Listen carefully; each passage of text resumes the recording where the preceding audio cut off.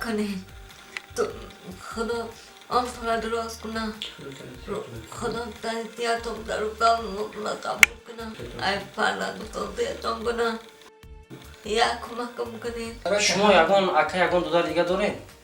یک اکاکم یک 3 سال پیش دنیا گذشت یک گمم چیکار دیگه یک اکاک کلام دارم باز یک اکاک 12 تا فرزند دارم و زندگی خودش ایلا یا؟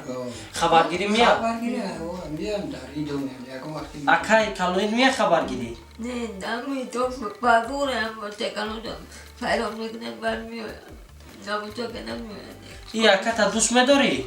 خیلی ها؟ های مدرکی با هم کلام شدگی که هستیم به هم دیگر مشکل کردم مرا میفهمی اپا جان؟ گپای مرا میفهمی؟ اوزی تو میدانی که ترا در این کامera غریبا تماشا کردیسن یا خیلیش گریه کردیسن یا خیلیش علاقه در این کارتای تو اوز ما کد و رقمای کارتای ترا گم میزنم در تو کمک میکنن احوالی ترا میبینن میدانی همیرا؟ هیچ وقت فرزند پدر اکو در یگون جای پیرانسولانه یگون اگر برناموس باشه هیچ وقت کار نمیکنه رحیم پروداکشن. سلام علیکم دوستان هواداران کانال رحیم پروداکشن. این لحظه ما در شهر کلوبی بوستانی قرار داریم.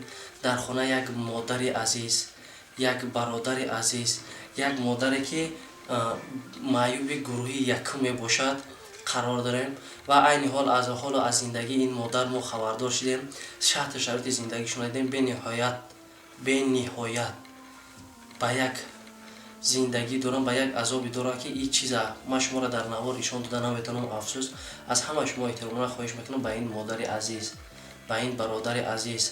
این برادر نه شوهر این میشوه، این برادر کلانی اپای شهری گل میباشدن برادر کلانیش و چی گفتن اکا جونی ما ای کدام سالی خیلی شده همین خواهره که ما زیاده 52-53 سال شد در جوش که تو نمیتونم هر پای شد دست راستش کار نمیکنه فقط به دست چپش کار میکنه در جوش که تو نمیتونه خیلی شرایط نیست مجبور شدیم که مجرد کنیم تو شده و حکومت شهر و حکومت محله شد چی کردیم پیشنهاد کردیم اما کس دستگیری ما نکرد برای اگر امکانات شرایط باشه دستگیریش کنیم با کار خیر ثواب میشه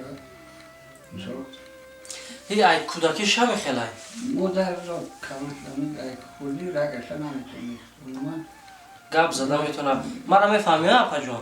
گپای مرا میفهمی؟ اوزی تو میدانی که ترا در این کامera غریبا تماشا کردیسن یا خیلیش گریه کردیسن یا خیلیش علاقه در این کارتای تو اوز ما کد و رقمای کارتای ترا گم میزنم در تو کمک میکنن احوالی ترا میبینن میدونی همیرا؟ اینا اوز ما کد کارتای همه پرا گم میزنم امانت بانک تاجیکستان به نام نسب خشای. از اون سببی که سپربانک مسکو یا پای مهربان داشت ما از یک برادر خواهش کردیم که کارتش با یک مدت معین در دست ما بوده که برای شما گذراندن پول خلای باشد. اگر امکانیت باشد کوشش کنین کارتای امانت بانک با نام یعنی اپای مهربان با نام یعنی اپای عزیزی ما هست. اگر امکانیت باشد در این پارتین تا که کارت سالها با سالها در دست همین میسته. این کارت با همین مادر عزیز تعلق دارد و این چنین تا همه قساله شوهرم کردگی نیست. شوهرم کردگی نیست. یگان فرزند یگان کس نیست بجز یک اکای مهربانش که درگیر وایشه. نگاه بینی با دوشی کی وابستگی داره؟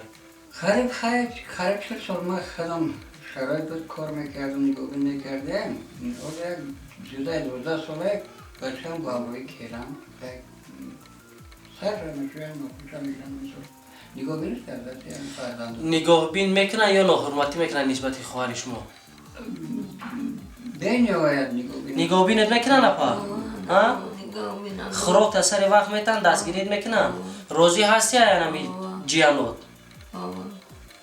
خیلی دوستان عزیز کد کارتای نمی اپای مهربان کد انم کارتای اپای مهربان 44 55 74 00 15 75 46 36 به نام نسبی انمی مادر عزیز تعلق دارد شهریگل عبداللهیوا شهریگل عبداللهیوا یعنی کارت به نام نسبی انمی کارت سپربانک که ما یک برادر التماس کردیم که همین کارت را با ما با یک مدت معین تا که شاید یک خوراکای یک لباسای فصل زمستون مثل یک جای خوب یک شرایط خوب که الکی در خانه که زندگی میکنن با طلبات جاگون نیست.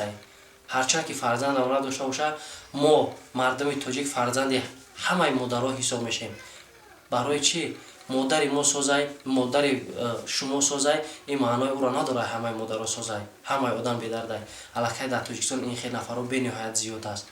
پس خداوند چون این نفرها را لایق منایده با خاطر که ما دستگیری کنیم دست خیر درست کنیم که تا که خداوند با یگان کس چون این روزها را ایشان تا کسلی داری کسی کسلی داره در کسلی داری را میفهمند و میگذاریم با کد کارتای سپیربانکی این چی؟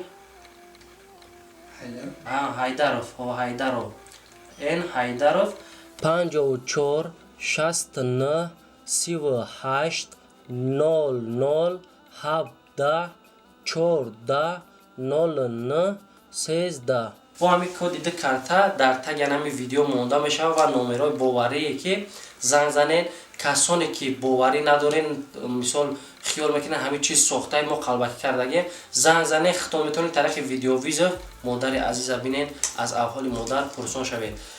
مادر جان عزیز با کلی اون غریبایی که این لحظه ما رو تماشا دارن یگان دعا میکنی که برای تو کمک کردیسن دستگیری کردیسن. خدا من درست کنه تنظیم دیدم بیام کنه خدا هزار ساله جون کنه خدا بای و دولت جون کنه با کمک با من برسون. ایشالا این دعای تایی که دادی حتما در تو کمک میکنن تو را ببینن دستگیری میکنن. یکون چیزی که در انجام صحبت داری پدر جان گفتنی هستی؟ خیلی اگه برای همین کمک برای همه که مثال وقتی که همه بودم خوش درد میکنه یا روش درد میکنه برای کمک شما برای داروره برای خوراکای یکم لباس یک دوره که برای پاش استفاده میبرید زیاده 50 سوم نرخ نوی خیلی حضور و مثال اپتیکو که دور خونه ها بین باید بلنده برای همین خیلی شرایطی که مثال نگاهی کردن همین بعد سیوریو مسئله دادن که در خونه 40 سالان شد و فکر ما فرزند پدر هیچ وقت بودم اگر کم ترک عقل انسانی داشته باشه شیر مادر خونه باشه فرزند پدر هیچ وقت نمید فقط ما در شرایط نمیرسه ما و یکون چی نداریم که مثال برای خطیب بودنش به حد خوب هم است برای هم برای ما برای که وقت بیمار شدید وقت خشت با یک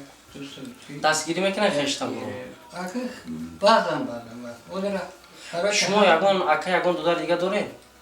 یک اکم یک 3 سال پیش از دنیا گذشت خیلی انگام هم کرده یک اکم دارم برسی که 10-12 سال فرزند دارم و زندگی خودش لایه خبرگیری میاد؟ خبرگیری میام در ایدو میام یکم وقتی اکای کلوین میاد خبرگیری؟ نه نمی تو پادور هم باشه کنم فایرام میکنه برمیاد نبوده که نمیاد این اکا تا دوست میداری؟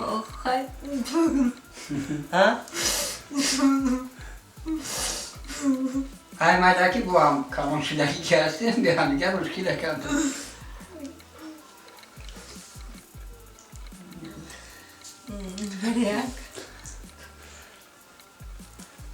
دیدین دوستان عزیز الکی راست میگم پدر بزرگ راست میگه که هیچ وقت فرزند پدر اکو در یکون جای پیرانسولانه یکون اگر برناموس باشه هیچ وقت کار نمیکنه هرچند که احجام هم عزیزتر باشه زندگی هم عزیزتر باشه این کار نمیکنه برای که فرزند برناموسی با پدر کمه الکی نگاه کنید یک فرزندی کسل میشه برای یک دو روز مون نمیرسه چقدر جنجال چقدر میکنیم که همون پولا داریم الکی 50 سال زیاد 50 سال میشه و با این درد غم با این عذاب احسن با چنین برادری که ما دیگه هیچی گفته نیستم. دوستان عزیز از برای الله برای گریه نمی پای مهربان کمک کنین. این گریه ما پروسه برای حواس برای رکلام نیست، فقط از شما احتمال خواهش میکنم کمک خود رو دریغ ندارین، دستگیری کنین دوستان عزیز. یا دومتی غریب را آخیر یک دوی دیگه شد متی با همه آبی دیده خدا سنسیه دیگه بیاره خدا نتونه ساعت کنه که چرا پیغام کنن برد کنم با وطنتون باید کمک دیگری کنن خدا همه امروز مصر من همه براد مقصد برد تاکسان من برستم وطن شد دیلی پیغام قدی تریم نکد آمین آمین الله اکبر سلامت باش خدا نگهبان دوستان دستگیری رو فراموش نکنین